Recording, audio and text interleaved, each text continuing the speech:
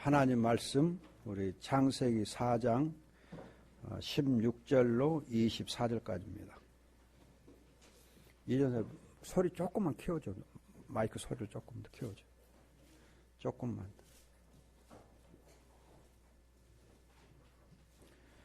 자, 창세기 4장 16절 24절 봅니다. 가인이 여호와 앞에서 나와 에덴의 동쪽 놋 땅에서 살았다. 가인이 아내와 동침하니 아내가 임신하여 돼서 에녹을 낳았으며 성읍을 세우고 그 성읍의 이름을 자기 아들의 이름을 따라 에녹이라 불렀다. 에녹에게서 이랏이 태어났고 이랏은 무후야엘을 낳았고 무후야엘은 무드사엘을 낳았고 무드사엘은 라멕을 낳았다.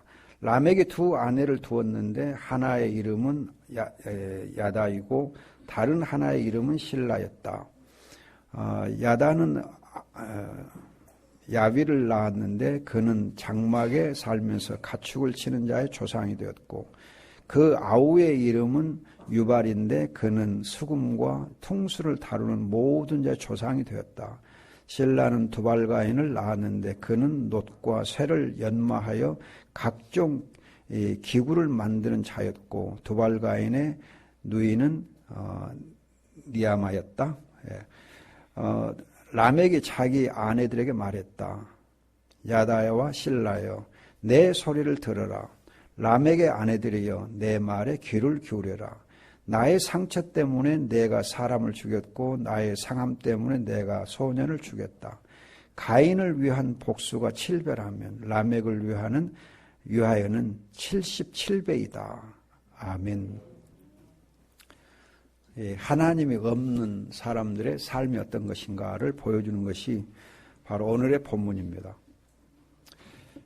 아담의 죄가 있은 다음에 그 아들 가인과 아벨에게 죄가 또 이어지고 또 그 뒤에 셋과 그 후손들에게도 또 죄가 이어지는 걸 볼 수 있습니다.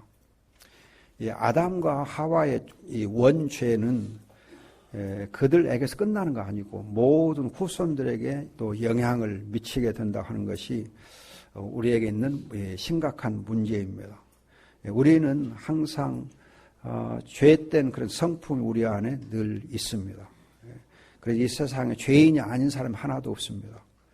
그런데 그 죄가 있는 곳에는 창세기 3장에서 보여준 대로 가정에 문제가 있고 개인의 몸의 건강에 문제가 있고 땅이 또 이렇게 황폐해지고 자연 만물이 신음하는 그런 일들이 있게 됩니다. 그래서 쉽게 말하면 환란이 있고 질병이 있고 재난이 있고 재앙이 있습니다. 정말 우리가 입에 담기 싫은 단어들인데 그런 이제 것들이 우리에게 계속 일어납니다. 이제 어제와 그제 이제 인터서브 한국 인터서브에 25주년 이제 기념 선교 대회가 광주에서 있었는데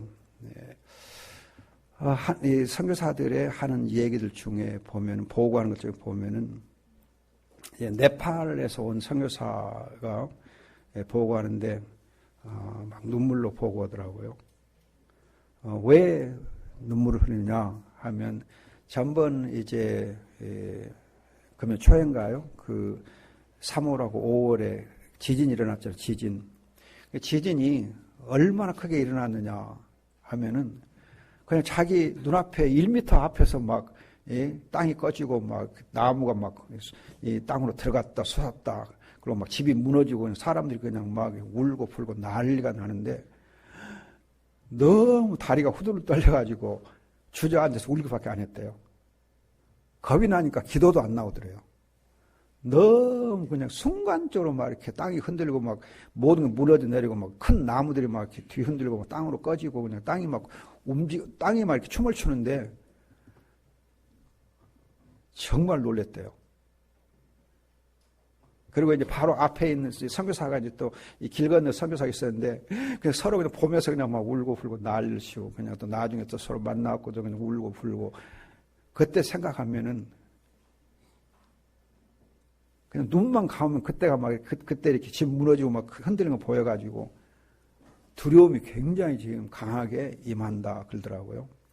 그래서 안식년에 이제 한국으로 이렇게 몇 달만 나와가지고 지금 조금 이제 그 두려움에서 벗어나고 있다고 그러면서 지금도 방 밖으로 나가는 것도 어렵고 그냥 너무 눈만 감고 잠만 잘 나가면 그런 이제 그 지진 것들이 보여가지고 그냥 너무 힘들다고 그러더라고요.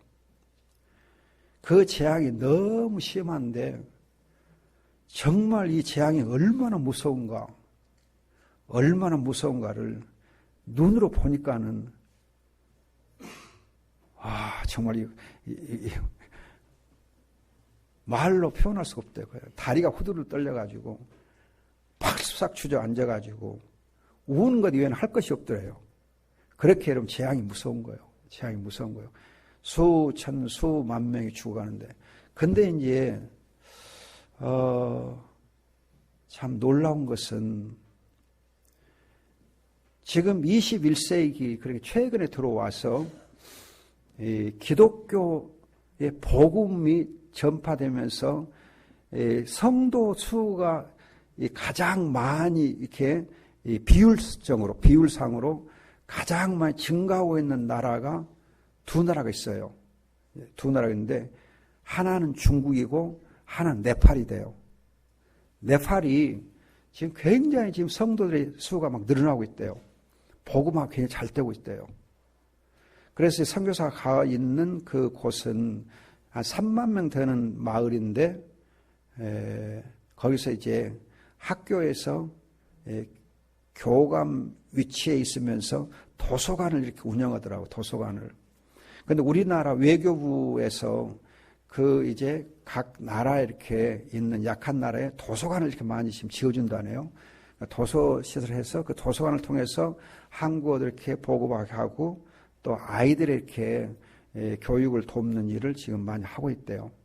그 일환으로 이제 코이칸과 그걸 통해서 이제 그 도서관을 통해서 지금 복음을 전하고 있는데 그 아이들을 이제 사랑하고 하다 보니까는 참 이 아이들이 정말 이렇게 복음을 잘 받아들인대요. 그리고 감사하고. 그래서 정말 그렇게 복음이 잘 이렇게 전달되고 기독교 인구가 지금 이렇게 급속하게 늘어나고 있고 정말 선교 역사가 활발히 일어나고 있는데 거기에 어마어마한 지금 재앙들이 임한 거예요. 여러분 복음을 잘 받아들이고 있는 그곳에 재앙이 있으면은 복음이 없는 지역에는 더 무서운 우리가 눈에 보이는 더 무서운 재앙들이 있다 하는 걸 알 수 있습니다. 그 재앙을 통해서 정말 저들이 하나님을 두려워하게 하고 정말 복음 아니고는 안 되겠구나 하는 더 간절함이 있게 될 것 같습니다. 중국도 우리가 알고 있는 대로 복음이 지금 가장 빠른 속도로 전달되고 있는 것이 중국입니다. 중국은 하루에 평균 12,000명, 하루에 평균 12,000명 성도가 늘어나고 있대요. 하루에 평균 12,000명. 그럼 1년이 얼마나 늘어나요? 그래 지금 추산하기로는 1억 한 2,000명 정도가 지금 크리스찬이다 그렇게 통계가 나와 있다고 그래요. 그러니까 또 통계 아닌 통계가 있다고 그래요. 그러면은 지금 우리 세계에서 단일 국가로서 기독교 인구가 가장 많은 나라가 중국이에요. 기독교 인구가 제일 많은 나라가 중국이에요. 기독교 인구가 제일 많아요. 1억 2천이니까 어마어마하게 많은 수입니다. 우리나라 인구가 남한이 5천만 되잖아요. 5천만하고 2배 반 정도가 되니까 어마어마한 수지요. 어마어마한 수예요. 그런데 이 중국이 어제 중국 선교하는 분이 또 보고한 거 보니까는 중국이 지금 회교권과 중동과 회교권, 중앙아시아와 회교권과 아프리카를 경제적으로, 정치적으로, 외교적으로 완전히 장악하고 있는 게 중국이 돼요. 그러니까 회교권 국가들을 다 이렇게 완전히 경제, 정치, 외교적으로 손안에 넣고 있대요. 그쪽 사람들이 미국에 대해서는 굉장히 이렇게 비우호적인데 반해서 중국에 대해서는 굉장히 우호적이 돼요. 중국이 굉장히 이렇게 투자를 많이 해가지고 경제적으로 끈끈한 관계를 갖고 있기 때문에 이 중국 사람들이 가는 곳에서는 반대가 없대요. 그러면 중국 교회가 가는 곳에는 반대가 없어요. 이렇게 더 충돌이 없어요. 그렇기 때문에 하나님이 이제 중국의 교회를 들어서 회교권과 아프리카 선교 사역을 활발하게 할 준비가 되어 있다는 거죠. 하나님께서 지금 네팔 그리고 중국을 지금 크게 쓰시려고 하는데, 그런데 중국의 경우도 사천성에 지난번에 보면 지진 그런 것도 굉장히 크게 막 일어나서 엄청나게 재앙이 이렇게 무섭게 했는데, 중국에 선교하고 있는 예제 선교사 보고도 보면 너무 다리가 후들을 떨릴 정도다 그래요. 여러분, 이렇게 하나님의 복음이 힘있게 전파되고 있는 나라들 경우도 큰 재앙들이 임하고 있는데, 지진이나 화산 말고 다른 재앙들이 없는가? 여러분, 무서운 재앙들이 엄청 많아요. 무서운 재앙들이. 자, 여러분들 가끔 얘기했듯이 지금 이제 고도 비만 또는 당뇨 또는 고혈압, 고지혈증 뭐 그런 여러 가지 암 그런 것들이 여러분 우리 눈에 보이는 에이즈 같은 건 뭐 요즘에 또 뭐 가축들도 병이 많고 하는데, 여러분 각종의 불치에 가까운 질환들이 지금 얼마나 많이 이렇게 있는지 모릅니다. 대단히 많아요. 저는 여러분들에게 탄산음료에 대해서 지나치게 많이 강조를 해서 좀 여러분들의 말을 꺼내기가 좀 미안할 정도인데, 어제도 선교 대회를 하는데 자기들이 이렇게 서로 말하면서 탄산음료를 얘기해요. 탄산음료에 대해서 지금 문제가 있다 어쩌고 해요. 그런데도 식당에서 식사하고 나서 이거 서비스입니다 하고 이렇게 콜라 사이다 틀니까 서비스니까 먹읍시다 하고 먹더라고요. 내가 먹지 마시오 그래도 소용없어. 오늘만 먹읍시다. 여러분, 이제 선교 대회를 하고 기독교 세계관 어쩌고저쩌고 하는 그 말로는 그러면서도 몸에 이제 이거죠. 체질화되는 거예요. 탄산이 완전히 중독되고 체질화되는 거예요. 그냥 보면 먹읍시다 하고 그냥 당연히 마셔버리는 거예요. 당연히 그냥 마시는 거예요. 당연히. 물 다 마시고 또 마십시다 하고 또 당연히 마셔요. 속이 좀 더부룩한데 하고 마시고. 당연히 마셔요. 근데 내 앞에 이제 한 집사가 앉았어요. 동명교 대학부 때 나한테 지도받던데, 뭐 기독교 세계관을 되게 이렇게 강조하는 이 집사인데, 지 앞에 콜라가 딱 놓이니까 병따개로 딱 콜라 딸라고 그랬어요. 야, 너 마시지 마. 너 기독교 세계관 한다면서 마시려고 그래? 목사님 콜라 괜찮은 거 아니에요? 내가 호되게 나무랬어요. 이 나쁜 놈아. 근데 지는 콜라를 지금까지 억수로 마셔왔어요. 야, 너 큰일 날 놈이다. 너 기독교 생활 너 어떻게 했냐? 너 내 말을 그동안 뭘 배웠냐? 하고는 혼짝을 냈어. 그랬더니 절대 안 마시랍니다. 근데 그 옆에도 자기 부인이 앉았어요. 목사님 혼 좀 내주세요. 혼 좀 내주세요. 절대로 이렇게 마시지 말아도 꼭 마시거든요. 혼짝을 냈어요. 어제 혼짝 나오고 이제 안 마시기로 했어요. 우리가 지금 우리도 모르게 엄청난 재앙들이 지금 있는 거, 재앙들이 있는 거예요. 우리가 지금 살기는 굉장히 편리하게 보이는데, 편리한 세상인데 행복지수는 굉장히 낮아요. 행복지수가. 우울증이 엄청나게 많고 자살 충동률이 엄청 많고 또 자폐증이면 뭐 지금 여러분 정신질환이 엄청 많거든요. 어제 그 대회에 이제 정신과 의사가 있었어요. 물어봤어요. 맞죠? 그랬더니 지금 정신과가 너무 바쁘대요. 너무 바빠. 정신과가 너무 바쁘대요.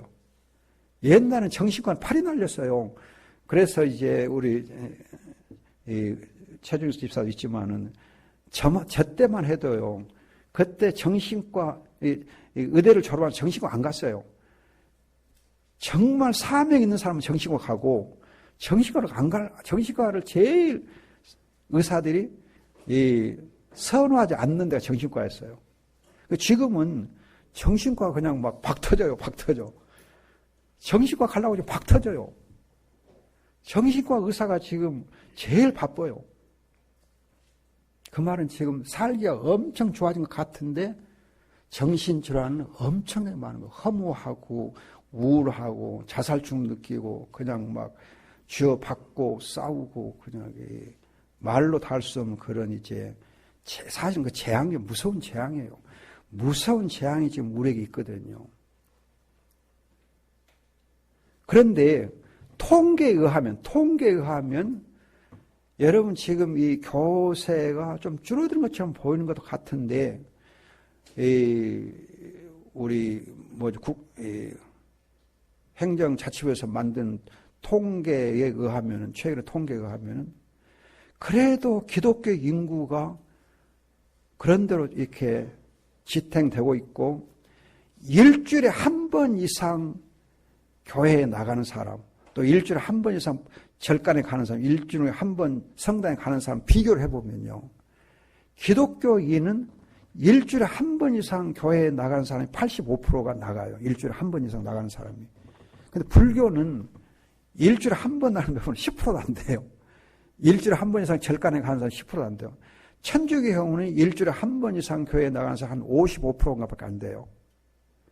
그만큼 우리 기독교인들이 그래도 신앙생활을 잘 하고 있는 편이에요. 그런데 상대적으로 이 사람들이 호감을 갖는 종교를 택해라 그러면은 불교가 1위, 2위가 천주교, 3위가 기독교예요. 기독교는 호감도는 떨어져 있어요.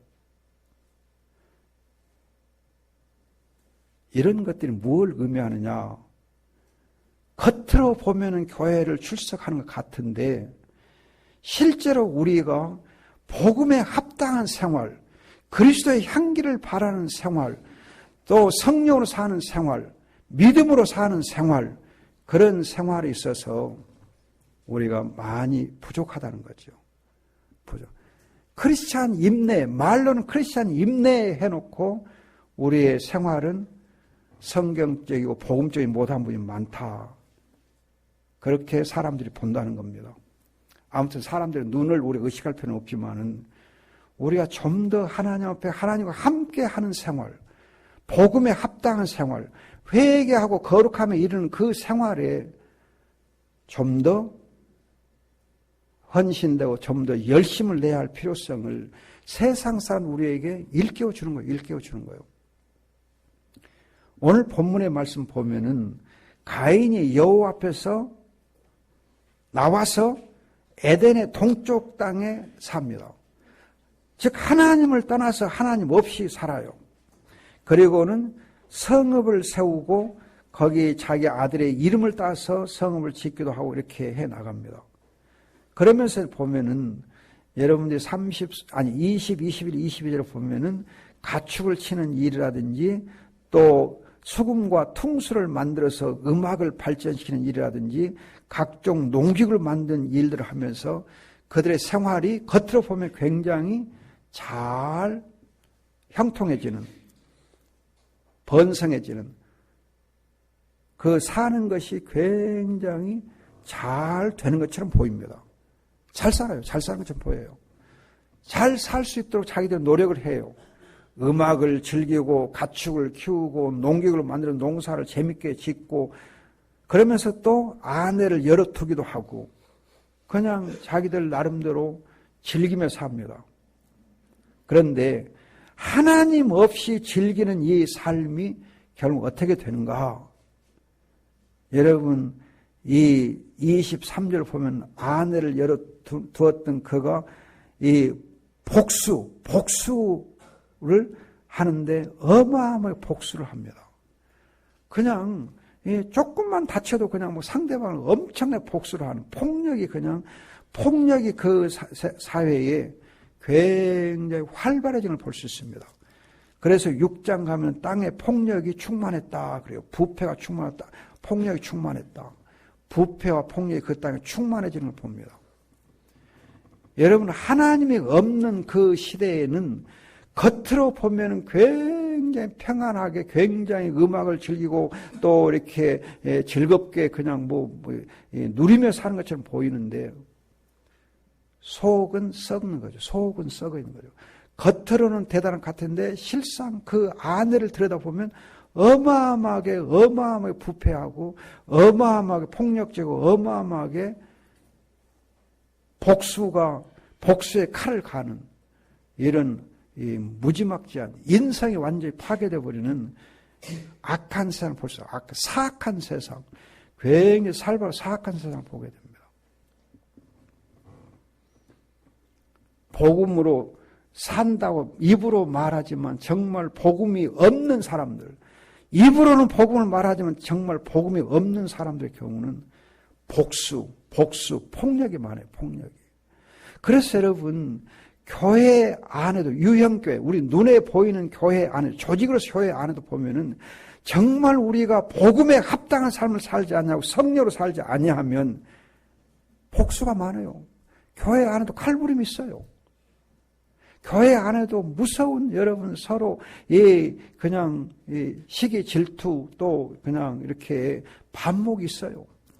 여러분, 교회 안에서 세상 법정에 고소하는 일이 얼마나 많은지 몰라요.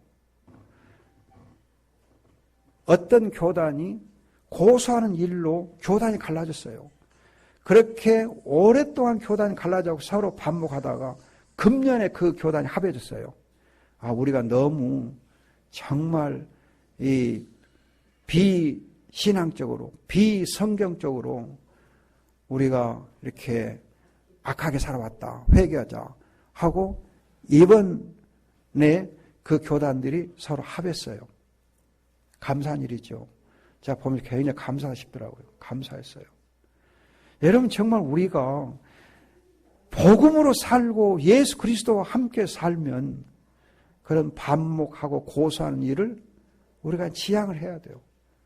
복음을 살면 우리 안에 온유함과 겸손함과 서로 용납함이 있고 정말 성령으로 사는 삶이 있어야 돼요.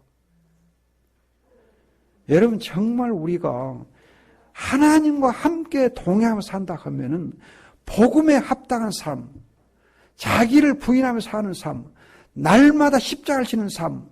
그래서 사도 바울은 고린도서 15장에서 부활장에서 말하기를 나는 날마다 죽노라 그랬어요. 나는 날마다 죽노라. 여러분, 누가복음 9장 23절을 보면은 예수님이 제자들에게 말씀하는 자기를 부인하고 날마다 자기 십자가를 지라. 날마다 십자가를 지라. 십자가를 지는 날마다 지라 그래요. 예수님 십자가를 단번에 지시고 끝났어요. 예수님 십자가를 단번에 지시고 끝났지만은 예수를 믿는 사람, 예수를 따르는 사람들은 날마다 죄에 대해 죽고 날마다 십자가를 지는 삶을 살아야 돼요. 날마다 죽어야 돼요. 날마다. 한 번 죽었으면 그걸 끝나는 거 아니에요. 날마다 자기를 죽여야 돼요. 날마다 자기를 부인해야 돼요. 날마다 자기를 내려놓아야 돼요. 날마다 우리가 온유함과 겸손함을 살기를 힘써야 돼요. 한순간만 우리가 이렇게 마음이 좀 해이해지면 내 안에 교만과 자만과 이런 것들이 쑥쑥 이렇게 올라와서 고개를 들고 우리를 흔들어 대요. 교만해지고 자만하기 쉬워요. 교만하고 자만하기 쉬워요. 하나님 없는 생활, 겉으로 보면 부유하게 보이고 겉으로 보면 음악을 즐기고 겉으로 보면 문화를 즐기고 겉으로 보면 그냥 농기가 발달하고 과학이 발달하고 잘한 것처럼 보여요. 그러나 속은 썩어요. 지난 주일에 잠깐 언급했듯이 지난 주일이 종교개혁이 이제 10월 30일 종교개혁 기념일이었는데 종교개혁이 이제 영어로 표현할 때는 종교란 말 빠지고 그냥 레포메이션, 개혁이란 말만 해요. 개혁이란 말. 왜 종교란 말이 빠지고 개혁이란 말로 사용하고 있는가 하면 그 종교 개혁은 교회의 개혁으로 끝나는 거 아니고 그것이 문화의 개혁, 또 이 모든 세상의 개혁, 정치, 경제의 개혁으로 이어지기 때문이에요. 과학의 개혁, 우리의 모든 삶의 개혁으로 이 복음이 열매를 맺기 때문에 개혁운동이라고, 개혁운동. 종교개혁을 하지 않냐고. 그래서 역사에 의하면은, 여러분, 불란사라고 하는 나라가 예술에 발달하고 하는데, 대단한 나라, 예술만 발달한 나라가 아니고 사실은 불란사가 굉장히 과학이 발달된 나라입니다. 예술뿐만 아니라 문학, 과학이 발달된 데가 모든 면에서 유럽에서 어떻게 보면은 그 과학이나 문화 이런 그 예술의 중심지가 프랑스예요. 여러분 종교 개혁자 칼빈도 프랑스 사람이에요. 프랑스 사람이에요. 세상을 변화시키는데 결정적 역할을 하는 사람이 프랑스의 출신의 칼빈이에요. 루터보다도 사실은 유럽의 영향을 가장 강력하게 미친 사람이 칼빈이에요. 또 이제 미국, 구미의 영향을 가장 크게 미친 사람도 칼빈이에요. 그래서 칼빈주의자들이 미국에 가서 개척 역사를 이룬 거예요. 대단해요. 그런데 이 프랑스의 이제 개신교들을 유구노라고 그럽니다. 이 유구노들이 프랑스의 캐토릭 세력들이 많아가지고 그 세력에서 핍박받아서 결국은 이제 쫓겨나요. 피난을 갑니다. 그런데 피난 간 사람들이 어디로 가느냐? 영국으로 가고 독일로 가고 스위스로 가고 그래요. 주로 그렇게 갑니다. 그러면 이 유구노들이 이 칼빈의 신앙과 이 개혁 신앙을 가진 이 복음적인 신앙을 가진 사람들이 유럽에 영국에 건너가서 뭘 하느냐 하면 증기기관을 만들어 증기기관 그리고 방직 공장 만드는 일 그래서 섬유 산업이 발달하게 하는 방직 기계를 만든 것이 유구노들이에요. 또 이제 이 유럽이 강력한 해군을 갖게 하는 데는 함포를 만들려면은 이 강철로 이렇게 함포를 만드는데 그 강철을 발견한 사람들이 유구노들이에요. 그래서 여러분 영국이 대영 제국되게 하고 영국의 산업혁명을 일으키게 하는 데 있어서 결정 역할을 하는 사람들이 바로 유구노들이에요. 프랑스 사람들이에요. 이민 간 프랑스 사람들 때문에 영국이 대박 터진 거예요. 그러니까 프랑스 옆에 있는 나라가 무슨 나라예요? 독일이잖아. 독일이 배가 아픈 거예요. 아니 어떻게 해서 이 영국이 이렇게 대단하게 되는가? 그걸 살펴보니까 유구노들이 가서 하거든. 그래서 프랑스의 유구노들 독일로 오시오. 그렇게 또 독일로 이렇게 이민 정책을 해서 오게 해요. 그래서 그 독일에 온 유구노들은 뭘 만드느냐? 기계를 만들어서 독일의 자동차 산업이 이렇게 되는데 그 결정 역할을 한 사람이 유구노들이에요. 또 독일은 이제 화이저 산업처럼 약품, 이 제약에서 발달하는데 이 제약, 화학 약품들을 만드는 것을 한 것도 유구노들이에요. 그러니까 독일이 이렇게 제약회사 발달하고 자동차 산업이 발달하는 데 있어서 결정적인 기초를 놓은 사람은 바로 유구노들이에요. 그러니까 독일이 대단하게 발전한 거죠. 스위스는 여러분 뭐가 유명해요? 시계잖아요. 시계 산업을 일으킨 사람도 바로 유구노들이에요. 그리고 이제 나중에 영국에서 이제 또 화란을 거쳐서 청교도들이 미국을 건너가는데 이 사람들 다 청교도들, 유구노들 다 관계 있거든요. 이렇게 복음으로 사는 사람들이 건강한 개혁운동, 건강한 생활의 개혁운동을 일으키는 거예요. 우리는 정말 우리 복음으로 살 때에 세상적인 문화를 따라 살지 말고 성경의 문화를 따라 살아야 성경의 문화를 따라서 성경적인 삶을 살아야 돼요. 제가 가끔 이런 소개했듯이 미국의 흑인 농업학자 이 땅콩 박사 있잖아요. 카버라고 땅콩 박사 있어요. 흑인이에요. 이 분이 흑인만 잘 살게 하는 거 아니고 흑인과 함께 백인들도 잘 살게 하는 그런 이제 농업혁명을 일으켜요. 그런데 이 사람이 정말 이 흑인이지만 참 믿음이 좋은 백인들을 잘 만나가지고 그 사람이 성경을 공부하게 되고 피아노를 공부하게 되고 그 사람이 또 농업을 공부하게 돼요. 좋은 백인들을 만나갖고 근데 이 카버에게 결정적으로 영향을 주고 농업에 정말 영향을 줬던 것은 12살 된 백인 소년이었어요. 그 소년이 나중에 농업 장관이 되는, 농림부 장관이 되는데, 그 소년과 어려서부터 관계 가진 것이 나중에 크게 이제 빛을 발하게 되는 거 있습니다. 아무튼 여러분, 이 카바라는 사람이 성경에서 지혜를 얻어가지고 땅콩과 감자와 그런 목화를 가지고 어마어마하게 미국의 남부가 흑인들과 백인들이 정말 땅콩과 이렇게 고구마 그런 목화 산업을 통해서 부유하게 만들어줘요. 하나님의 방법, 하나님의 섭리의 역사 속에서 우리가 문화를 개혁시켜가고 우리가 삶을 더 변화시켜가고 세상적인 그런 방법이 아니라 사탄적인 방법이 아니라 성경적인 방법으로 성경의 삶을 살면은 우리의 삶이 건강할 수가 있습니다. 건강해져요. 어제도 오랜만에 만난 분들이 목사님은 20년 전이나 지금이랑 똑같네요. 그래요.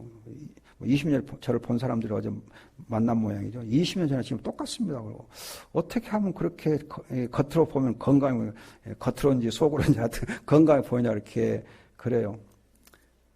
그래서 제가 성경적인 방법으로 음식을 먹고 또 마시는 걸 하고 물을 주로 마시고 또 이렇게 건강한 식품, 즉 전통식품, 된장국 이렇게 김치 좋아한다. 그러니까 트랜스 지방 있는 거, 패스트푸드 안 먹는다. 정크푸드 안 먹는다. 쓰레기 음식 안 먹는다. 미친놈들 먹는 거 안 먹는다. 여러분들이 농담 같지만은 농담이 아니고 제가 어렸을 때 봤어요. 미친 사람들은 꼭 쓰레기만 뒤져서 먹어요. 미친 사람은 절대 따뜻한 밥 안 먹어요. 미친 사람들 항상 쓰레기통 뒤지고 꾸정물통 뒤져갖고 그 음식을 먹어요. 여러분들이 정크푸드라고 하는 게 쓰레기 음식이거든. 그 쓰레기 음식을 먹는 것은 성령성으로 충만한 사람 쓰레기 음식을 먹을 수가 없어요. 제가 농담하는 거 아니에요. 여러분들 정말 생각해봐. 어떤 음식을 먹느냐가 내 건강을 좌우해요. 내 성품을 좌우해요. 내 삶을 좌우해요. 내 삶의 문화를 좌우해요. 음식과 여러분 성품과 성의 역사가 항상 같이 가요. 같이 가요. 건강하고 같이 가요. 건강 같이 가. 제가 그래서 강조하는 거예요. 그래서 여러분 고린도서 10장 30절에 먹든지 마시든지 먹고 마시는 일에 사는 게 영광 돌리라 그러거든요. 먹고 마시는 일에 사는 게 영광 돌리라. 먹고 마시는 것에서 우리의 인생에 많이 좌우가 돼요. 뭘 잘 먹고 뭘 잘 마시느냐. 성경적으로 먹고 성경적으로 마시는 것이 복이 있어요. 그런데 참 희한한 것은요. 성경적인 음식 문화를 발달시킨 것이 건강한 식당을 만드는 것이 안식일교회예요. 안식일교회예요. 근데 이 안식일교회를 교회들이 2단으로 몰아요. 2단으로. 그리고 안식일교회, 물론 안식일교회 시작될 때 좀 2단성이 있었어요. 근데 지금 미국에서는 안식교를 2단으로 정지하지 않아요. 2단 아니 복음주의 안에 넣어서 같이 활동해요. 그런데 한국에서 지금도 안식교를 2단이라고 해요. 그런데 2단으로 한 것도 모자라가지고 안식교에서 하고 있는 건강식당을 그거 2단이 하는 거니까 그건 안 좋은 거야. 비성경적이야. 그렇게 오해를 해요. 구약에서 말하는 이 음식 문화를 한 신약에서 어떻게 그것을 지금도 받아들여야 하냐. 그건 2단이라는 짓거리다. 근데 사람들이 건강식당 가보면 좋거든. 여러분, 이 안식교에서 하는 건강식당 가면 되게 좋거든요. 가서 먹으면 좋다 그러면서도 그거 2단이야 그래요. 2단도 아닌데. 또 그게 성경적인데 성경제도 불구하고 성경제가 아니야 그래요. 여러분 절이 대외적 세상 사람들한테 호감도를 갖는 이유 중에 하나가 절 음식이에요. 절 음식. 절간 음식. 절간 음식 가지고 지금 굉장히 좋은 영향을 미치거든요. 그러면 여러분 교회는 무슨 음식 문화가 있어요? 교회가 내놓을 수 있는 음식 문화가 뭐가 있냐고요? 교회가 내놓을 수 있는 음식 문화가 뭐가 있냐고요? 기껏 교회는 보면요. 그냥 햄버거 좋아하고 피자 좋아하고 콜라 좋아하고 전부 교회는 정크품만 교회가 좋아해요. 여러분 교회 목사님 그것만 좋아해요. 그것만 좋아해요. 그냥 주문시키면 그것만 주문해요. 그 식당만 쫓아다녀요. 교회가. 그러면 자기 나름대로 음식이 없어요. 안식교회는 그 음식을 발전시켜요. 근데 그걸 우리 교회에서는 이단이라 그래요. 그리고 찍어. 그건 아니지 그래요. 실은 좋은데도 불구하고. 우리는 정말 뭐가 성경적이고 무엇이 복음적인지 잘 분별해서 믿음의 생활을 살아야 돼요. 여러분 하나님 없는 생활, 겉으로는 화려하고 겉으로는 번지르하고 형통하게 보여요. 그러나 들여다보면 거기에는 썩고 부패하고 사악하고 복수가 있고 안 좋아요. 하나님의 말씀으로 우리 세상 문화도 바꾸고 우리 자신의 문화도 바꾸고 교회의 문화도 바꿔 나가고 개혁해 나가는 그런 삶이 있을 때 하나님 영광 받을 줄 믿습니다. 또 우리가 건강한 삶을 살 수 있고 우리의 삶이 하나님의 복으로 충만이 될 줄 믿고 우리의 자녀들이 우리의 후대들이 건강하게 하나님의 은혜 안에서 복을 누리게 됩니다. 기도합시다. 좋으신 아버지, 하나님 없는 화려한 생활에 우리가 속지 않게 하시고 하나님과 함께하는 소박한 생활, 내용 있는 생활, 주님 보시기에 복된 삶을 살게 주시옵소서. 아버지, 세상을 따르지 않게 하옵소서. 우리 교회가 아버지 반성하고 회개하게 하시고 세상 문화를 쫓아가지 않게 주시옵소서. 생각 없이 아버지 하나님 세상적으로 살지 않게 주시옵소서. 주님, 우리의 후대들에게도 좋은 영향을 미치는 저희가 되게 하옵소서. 감사하고 예수님의 이름으로 기도하옵나이다. 아멘.